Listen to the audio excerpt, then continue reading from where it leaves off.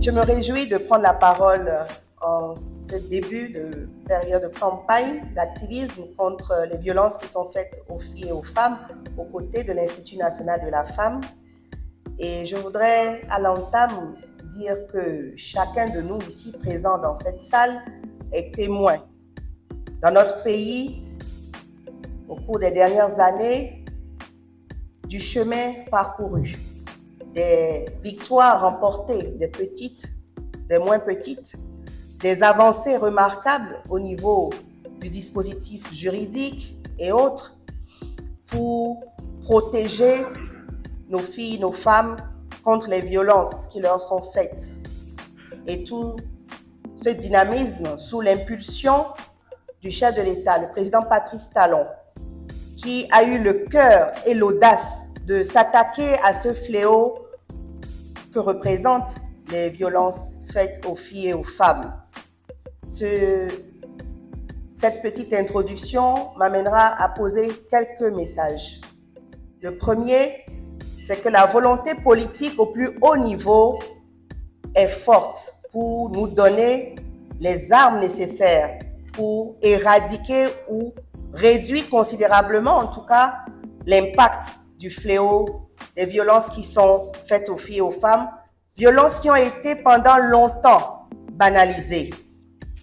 Deuxième message, nos filles, nos sœurs, nos mères qui continuent de subir ces violences ont les yeux braqués sur nous, sur chaque acteur à son niveau, qui doit faire quelque chose pour protéger cette innocence, pour lutter contre une injustice, pour lutter contre ces blessures éternelles.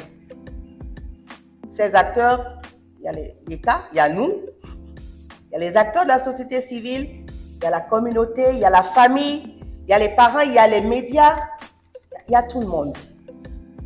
Troisième message, s'il est vrai que nous sommes plus habitués aux violences telles que le viol, le harcèlement sexuel, les mariages précoces, etc., avec l'évolution de la technologie, et la ministre du numérique l'a bien souligné tout à l'heure, il y a cette forme de violence qui prend corps dans nos villes. Par exemple, la sextorsion, qui ne fait pas moins de dégâts pour les victimes.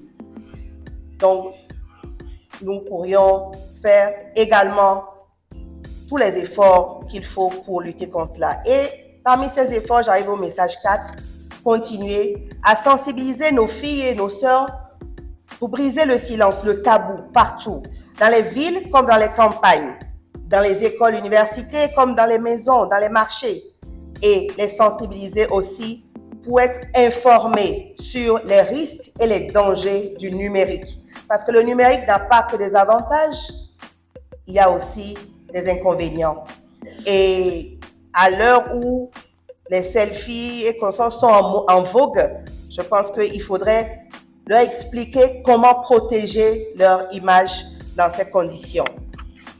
À l'heure de la lutte, il est prématuré de féliciter les soldats pendant les opérations, parce que la bataille n'est pas encore gagnée. Mais permettez-moi de reconnaître l'engagement et le dynamisme de l'Institut national de la femme à nos côtés, à travers la présidente, à travers la secrétaire exécutive, à travers tout le personnel de l'Institut national de la femme qui incarne cette nouvelle ère de protection, d'écoute et de justice pour les femmes et les filles. Je voudrais aussi encourager tous les agents du ministère des Affaires sociales et de la microfinance, que je voudrais que vous applaudissiez également. Parce qu'ils ne sont peut-être pas présents, mais ils sont dans les localités un peu partout et ce sont les oreilles également de ces violences et il faut les encourager. Alors, je me dois de saluer nos partenaires techniques et financiers dont le soutien permet de renforcer notre action et de bâtir des programmes toujours plus efficaces. Mesdames et messieurs, engageons-nous à faire de cette campagne 2025 une édition active, visible et surtout impactante. Qu'elle soit l'expression de notre détermination à bâtir une société béninoise sans violence, une société d'égalité une société de dignité et d'espoir pour toutes et pour tous. Je vous remercie.